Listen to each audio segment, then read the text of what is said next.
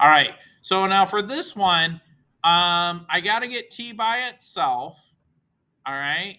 So that means I need to move only the negative 10. In other words, I want to take this negative 10, toss it over here if I can. Well, this negative 10 is actually multiplying by t. So to move it, I've literally got to do the opposite of multiply and divide by 10. But remember, whatever I do on one side, I have to do on the other. Also, with inequalities, you have to remember that when I multiply or divide by a negative number, what do I have to do? Can somebody tell me? I just said it on the last example.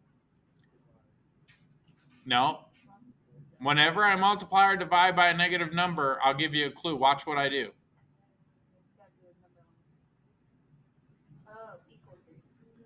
What's different between this symbol and this symbol?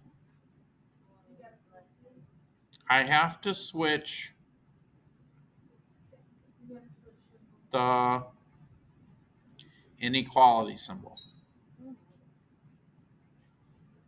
How often? Every time. Anytime I have an inequality and when I'm solving it, if I multiply by a negative number, I have to switch the inequality symbol.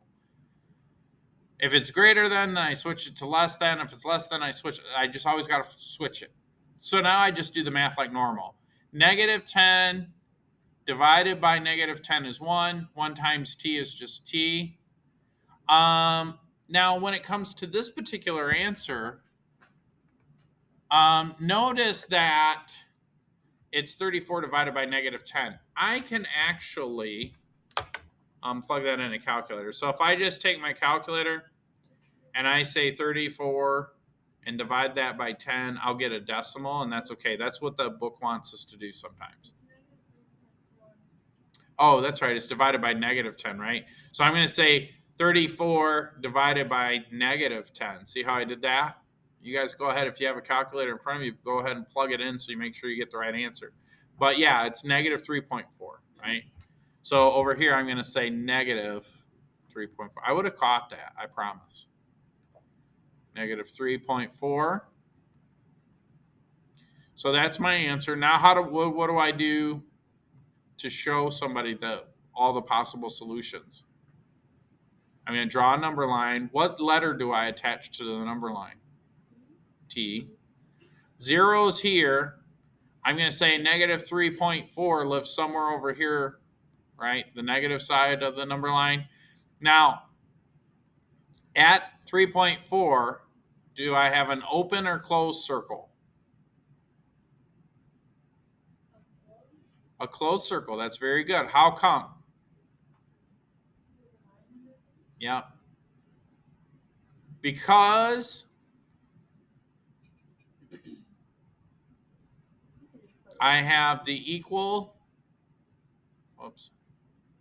Because I have this equal sign part of the inequality, that means it includes negative 3.4. So then that is a closed circle. So when you read that, if it's a closed circle, you should go, oh, that's right. I have to include negative 3.4 as well, right? So where does t live, though? What side of negative 3.4 is less than negative 3.4? The left side, right? Just this is very similar to, yeah, everybody's shaking their head. Yeah, that's right.